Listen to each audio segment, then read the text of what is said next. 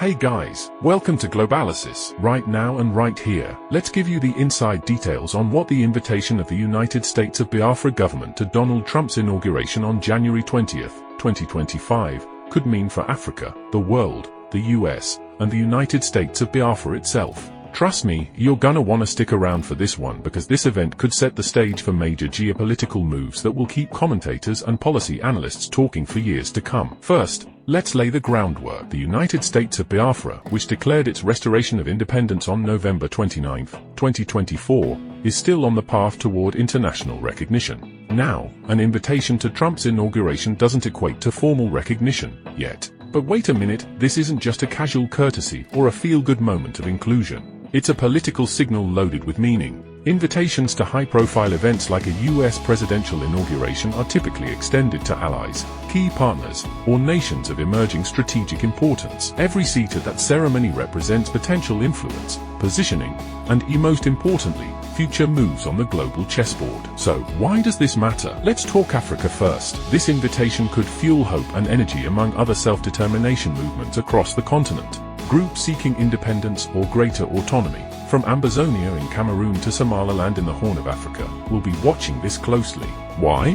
Because when a global heavyweight like the US acknowledges even the presence of an aspiring nation, it signals a possible shift in the winds of international diplomacy. Think about it. African nations have long grappled with the delicate balance between territorial integrity and the right to self-determination. Regional blocs like the African Union, AU, historically resistant to recognizing breakaway states, could face new pressures to rethink their policies. Would a stronger Biafran presence tilt African geopolitics? Could alliances shift as more nations begin to debate the boundaries of state sovereignty and ethnic autonomy? Imagine the scenarios. If Biafra gains momentum, regional powerhouses like Nigeria, South Africa, and Egypt might have to recalibrate their diplomatic stances. Could this spark a domino effect where movements like those in Azawad, Mali, or Cabinda, Angola, demand similar levels of international engagement? Or would it lead to heightened efforts to suppress secessionist drives, fearing instability across the continent? One thing is clear, this development adds a new layer of complexity to African unity debates.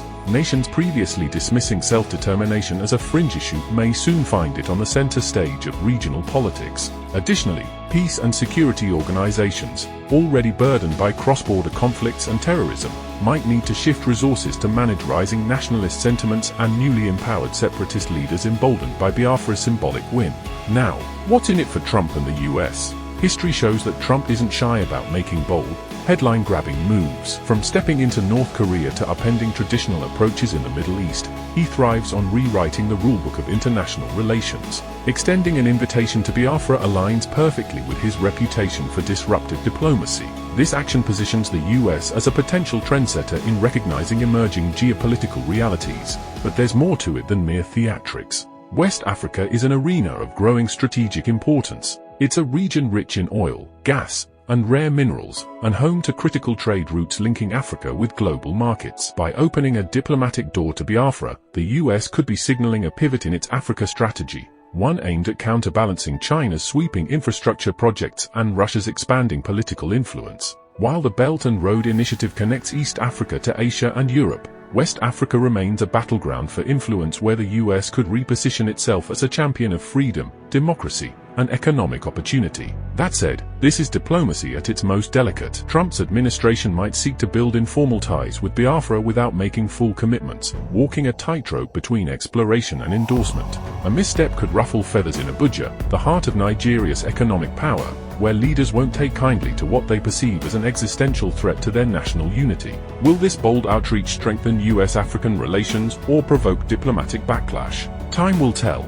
On the global stage, expect ripples far beyond Africa. This event isn't just about Africa, it's a litmus test for separatist movements worldwide. Consider Catalonia in Spain, where independence aspirations remain strong despite fierce opposition from Madrid, or Scotland in the UK, where the debate over another independence referendum continues to simmer. America's engagement with Biafra could serve as inspiration for separatist leaders or, conversely, a cautionary tale of international complexities. How will China, grappling with its own challenges in Hong Kong, Taiwan, and Xinjiang, interpret this move? Could it embolden those who seek autonomy or fuel even harsher crackdowns? And what about Biafra itself? Make no mistake, This invitation represents a symbolic milestone, but it's only the beginning of an arduous journey. Nation building requires more than international attention. It demands visionary leadership, economic planning, and societal cohesion.